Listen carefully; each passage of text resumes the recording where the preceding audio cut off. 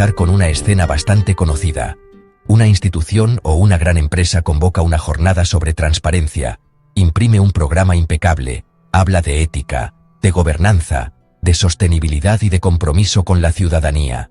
Se hacen fotos, se reparten acreditaciones, alguien pronuncia con emoción contenida las palabras «buenas prácticas», y por unas horas, todo parece en orden. El problema llega cuando, en vez de hablar de transparencia, aparece alguien que la ejerce. Es entonces cuando el decorado empieza a crujir. La transparencia, tan bella en el cartel y tan útil en el discurso inaugural, se convierte de pronto en un incidente operativo. El alertador, como se le llama en España, tan admirable en abstracto, empieza a resultar incómodo en concreto. Ya no es una figura cívica.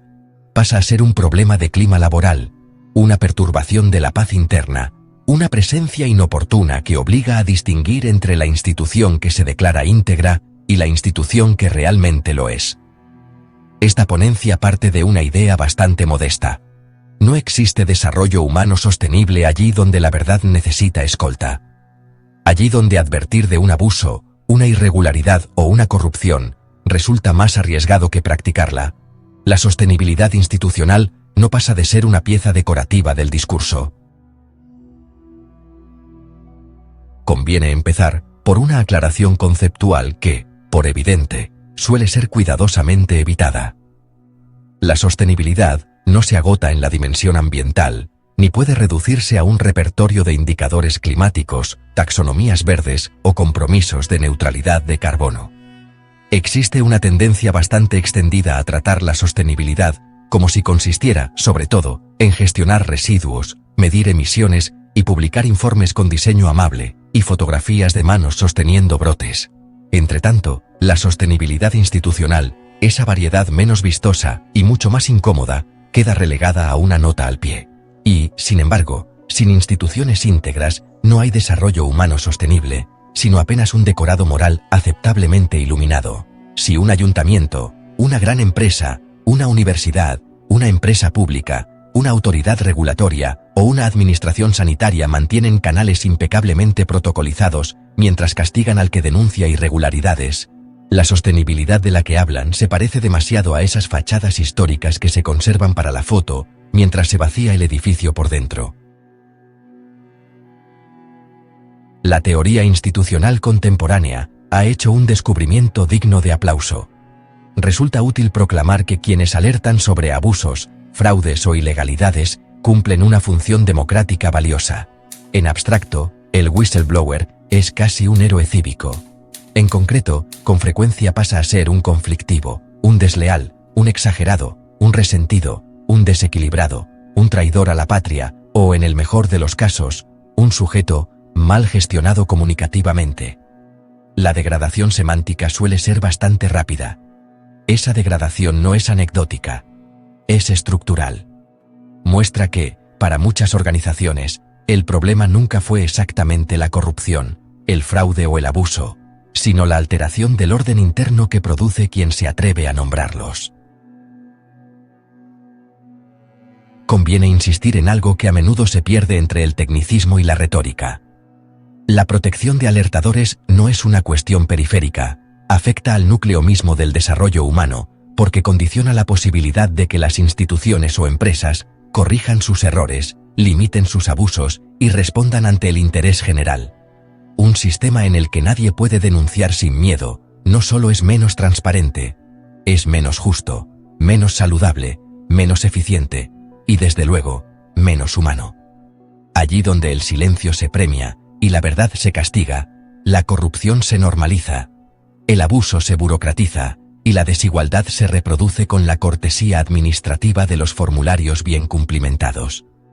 El desarrollo humano sostenible presupone capacidad de corrección. Y no hay capacidad de corrección allí donde las organizaciones expulsan simbólica o materialmente a quien detecta la desviación. Desde el punto de vista jurídico, la Unión Europea ha avanzado de forma notable con la Directiva UE 2019-1937, relativa a la protección de las personas que informen sobre infracciones del derecho de la Unión. Ese texto representa un paso importante porque fija estándares mínimos comunes, articula canales internos y externos, prohíbe represalias e intenta desplazar el eje del problema. No debe ser el denunciante quien cargue con la prueba imposible de su pureza moral, sino la organización la que justifique sus actos frente a la sospecha de represalia. Y una cosa que les sorprenderá, en la Unión Europea, el Poder Judicial y sus miembros, incluso jueces y magistrados, no quedan excluidos del procedimiento obligacional de la directiva. Y es que no es un problema menor. En realidad, delata con bastante claridad la intuición de fondo del legislador europeo. Allí donde hay complejidad regulatoria, dinero, discrecionalidad, opacidad técnica o capacidad de daño sistémico, la voz interna del alertador puede convertirse en un mecanismo decisivo de prevención. Ahora bien, entre el reconocimiento normativo y la realidad administrativa media, un territorio pantanoso. Muchas organizaciones han entendido la obligación de implantar canales de denuncia como quien cumple una formalidad molesta. Se aprueba el procedimiento, se redacta el protocolo, se designa un responsable, que a veces es el propio presidente, se abre un buzón y se da por concluido el compromiso con la integridad. Y ese es uno de los grandes talentos de la burocracia contemporánea. Convertir en trámite lo que debería ser una convicción, y en procedimiento, lo que en realidad es una prueba moral. En este contexto, la proyección exterior de la Unión Europea ofrece una paradoja particularmente reveladora. En sus relaciones con América Latina, y en concreto en los marcos recientes con Mercosur y con Centroamérica, la Unión acompaña sus acuerdos con un lenguaje cada vez más intenso sobre sostenibilidad, transparencia, participación de la sociedad civil, buen gobierno y lucha contra la corrupción. La retórica es impecable, casi enternecedora. Europa quiere comercio, sí, pero con valores, integración desde luego, pero con principios, cooperación por supuesto, pero preferiblemente en nombre de la sostenibilidad y la democracia. En el caso de Mercosur, la evolución reciente del acuerdo ha venido acompañada de compromisos reforzados en materia de sostenibilidad, clima, transparencia y sociedad civil. Y sin embargo, no se aprecia, al menos de forma clara y específica, una cláusula convencional que convierta la protección del denunciante en una obligación propia, exigible y reconocible como tal. En Centroamérica, sucede algo parecido. Aparecen referencias a buen gobierno, lucha contra la corrupción y diálogo con la sociedad civil, lo cual no es irrelevante, pero sigue sin configurarse un estatuto internacional robusto del alertador. La diferencia no es técnica, es política. Una cosa es promover transparencia. Otra, bastante más comprometida, es proteger a quien denuncia. La primera cabe cómodamente en una declaración institucional. La segunda obliga a intervenir en la zona sensible donde el poder se defiende. Esto resulta especialmente llamativo si se tiene en cuenta que buena parte de los discursos europeos hacia América Latina insisten en la calidad institucional, el fortalecimiento democrático y la lucha contra la corrupción como condiciones del desarrollo. Todo eso suena impecable. El inconveniente es que la corrupción se combate protegiendo a quienes detectan, documentan y revelan los mecanismos concretos mediante los cuales el abuso se incrusta en las instituciones. Sin esa protección, la lucha contra la corrupción corre el riesgo de convertirse en una pedagogía moral sin dientes.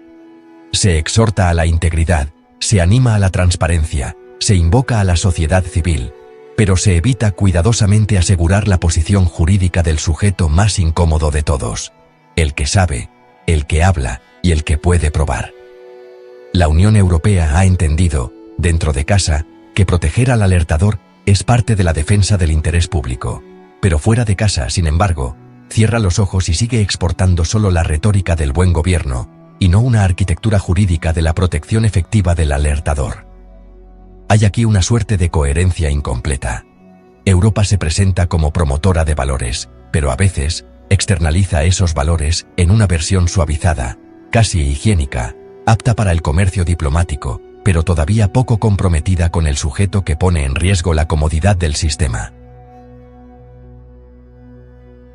A estas alturas conviene recordar una verdad elemental que el derecho conoce bien, y las instituciones suelen olvidar con entusiasmo. Las normas no operan en el vacío. Operan sobre culturas, jerarquías, hábitos, lealtades, miedos y estructuras de dependencia. Por eso, una regulación razonablemente buena puede producir resultados mediocres si aterriza en organizaciones entrenadas para la autoprotección, la opacidad selectiva y el castigo elegante de la disidencia interna. Y el castigo puede ser muy sofisticado. No siempre adopta la forma grosera del despido o la sanción. A veces se manifiesta como aislamiento progresivo, vaciamiento funcional, descrédito insinuado, evaluación hostil, traslado oportuno, indiferencia jerárquica o una combinación de pequeñas hostilidades administrativas que por separado parecen casi inocentes y en conjunto resultan devastadoras. La institución, entonces, conserva las manos limpias y el alertador, la vida arruinada. Y no debemos olvidar que administraciones, políticos, altos ejecutivos y grandes empresas disparan con pólvora del rey. No han de costear sus pleitos de su bolsillo particular. Y esta connivencia con el poder judicial es uno de los daños más brutales que se les hacen a los alertadores. Los degrada, atenta a su buen nombre y los empobrece. Por eso la protección del whistleblower exige algo más que canales. Exige garantías, trazabilidad, inversión de cargas probatorias en ciertos contextos, independencia de los órganos de investigación, reparación efectiva y, sobre todo, una transformación cultural mínima. Que la organización deje de considerar la denuncia como una traición y empiece a verla como un test de salud institucional. Otro error habitual consiste en romantizar al alertador. Hay una cierta tentación de convertirlo en héroe moral, casi en figura sacrificial de la democracia administrativa. Es una tentación comprensible, pero peligrosa. Cuando la protección es débil, el sistema acaba seleccionando dos tipos de comportamiento igualmente nocivos: el silencio prudente y la denuncia desesperada. El primero permite que el abuso continúe. El segundo suele aparecer cuando el daño ya es profundo y la confianza institucional está rota. Entre ambos extremos, desaparece el espacio de una alerta temprana, protegida, razonable y útil. Dicho de otra forma, si una organización solo conoce la verdad cuando alguien decide inmolar su carrera para contarla, esa organización no tiene un problema de comunicación interna, tiene un problema de civilización. La cuestión de fondo en realidad es más amplia que la corrupción. Tiene que ver con la dignidad política y jurídica de la persona dentro de las organizaciones.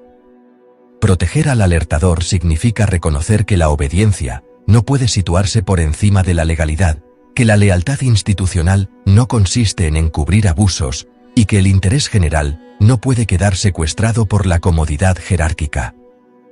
En este punto, el whistleblowing se conecta directamente con el desarrollo humano. Porque desarrollo humano también significa capacidad de vivir y trabajar sin verse obligado a elegir entre la propia conciencia y la propia subsistencia. No es una cuestión romántica. Es una cuestión de arquitectura institucional. Y también de antropología jurídica. ¿Qué idea de persona presupone un sistema que castiga al que dice la verdad? No es una pregunta menor. Si algo debería quedar claro, es que el whistleblowing no pertenece al margen del desarrollo sostenible, sino a su centro mismo. Hace falta asumir que la integridad institucional tiene costes y que uno de esos costes consiste en proteger a quien incomoda. Tomarse en serio la protección del alertador implica, entre otras cosas, reconocer que la corrupción y el abuso rara vez se presentan con un cartel luminoso. Aceptar que las organizaciones tienden espontáneamente a defenderse antes que a corregirse, y para ellos usan todos sus recursos. Construir canales realmente independientes y accesibles. Asegurar medidas efectivas contra represalias directas e indirectas. Vincular la protección del denunciante con políticas de transparencia, contratación pública, control del gasto, prevención del fraude y defensa de derechos fundamentales. Y proyectar estos estándares también en la acción exterior de la Unión Europea, especialmente cuando se invocan sostenibilidad, gobernanza y lucha contra la corrupción como elementos legitimadores de acuerdos con terceros países. No se trata de convertir al whistleblower en una figura sagrada, Se trata de algo más modesto y más urgente: impedir que la institucionalidad democrática siga funcionando, demasiadas veces, como una máquina refinada de castigo al discrepante. En definitiva, la calidad democrática de una institución no se mide por la belleza de sus declaraciones, sino por la suerte que corre quien la obliga a mirarse al espejo. Y en el ámbito internacional ocurre algo parecido. La credibilidad ética de un acuerdo no depende solo de las cláusulas que proclama, sino también de los silencios que tolera. Porque, al final, el verdadero indicador de integridad de una organización no es la elegancia de su código ético, ni la impecable redacción de su canal de denuncias, ni la solemnidad de sus compromisos con la sostenibilidad. El verdadero indicador es qué ocurre cuando alguien habla. Tal vez por eso el whistleblower siga siendo una figura tan incómoda. No porque perturbe el orden, sino porque lo retrata. No porque destruya la confianza, sino porque revela de qué estaba hecha. No porque exagere los fallos del sistema, sino porque impide seguir administrándolos con modales. Y quizás sea esa, precisamente, su mayor utilidad pública: obligarnos a elegir entre la institución que representamos y la institución que realmente estamos dispuestos a tolerar.